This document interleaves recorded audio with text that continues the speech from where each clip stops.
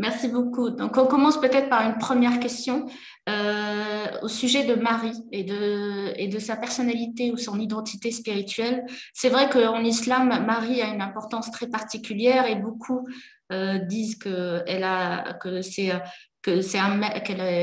peut être considérée comme un maître spirituel ou même un prophète, un nabi. Est-ce que vous pouvez nous dire quelques mots sur la réalisation spirituelle de Marie et son identité spirituelle? Merci. Hazreti Meryem hakkında bir soru var efendim. Yani İslamiyet'te çok önemli bir yer aldı. Bazı kişilerin kendisini mürşit veya hatta nebi olarak gördüğü. Manevi açıdan Hazreti Meryem'in vasıfları hakkında ve makamı hakkında bilgiler verebilir misiniz?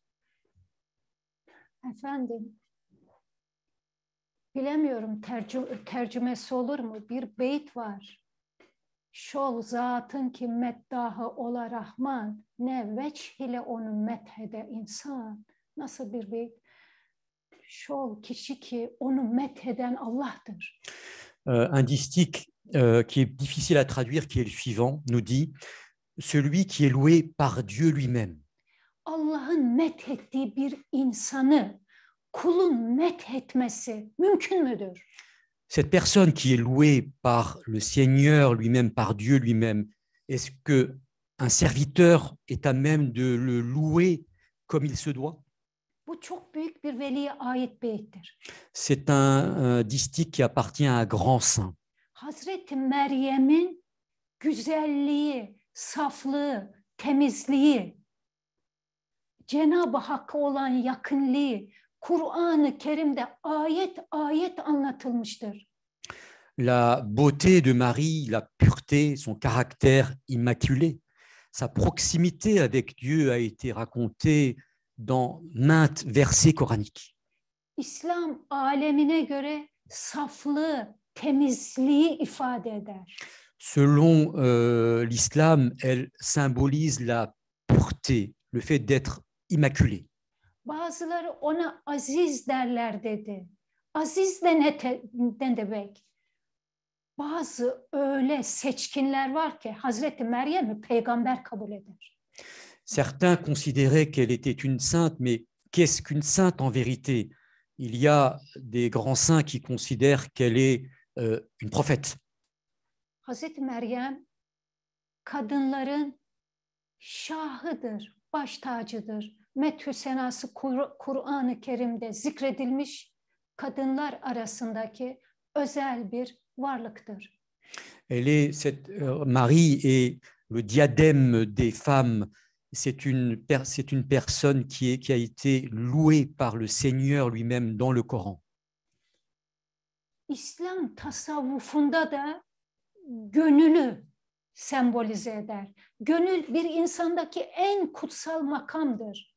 Et selon le soufisme islamique, elle symbolise le cœur, ce cœur qui est la station la plus noble de l'être humain.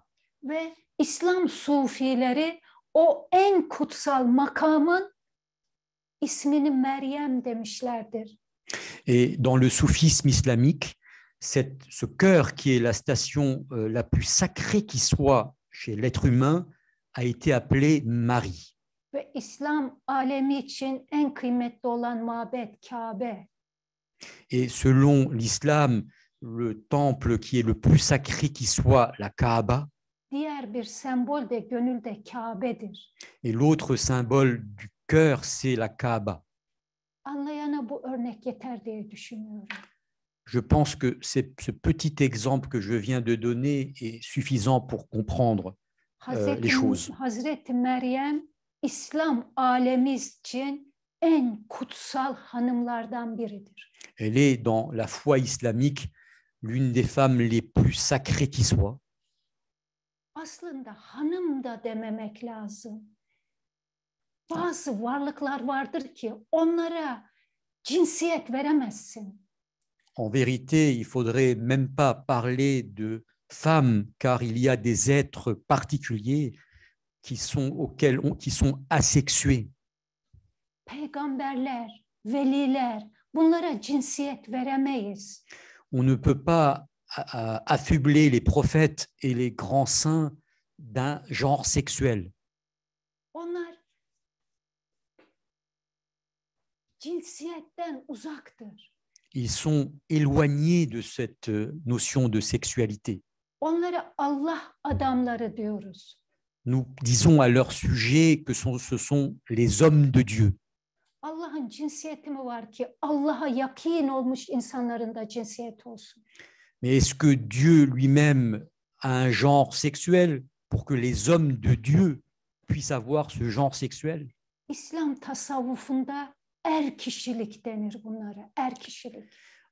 Dans le soufisme islamique, nous parlons à ce sujet de virilité spirituelle, de virilité. Ne erkektir ne kadındır. Il ne s'agit, Özel bir varlıktır. Hakka teslim olmuş bir bedendir. il ne s'agit ni d'un homme ni d'une femme, mais d'un être spécial, entièrement soumis à Dieu. Kısaca diyeceğim bunlar efendim. Voilà ce que je peux dire brièvement à son sujet.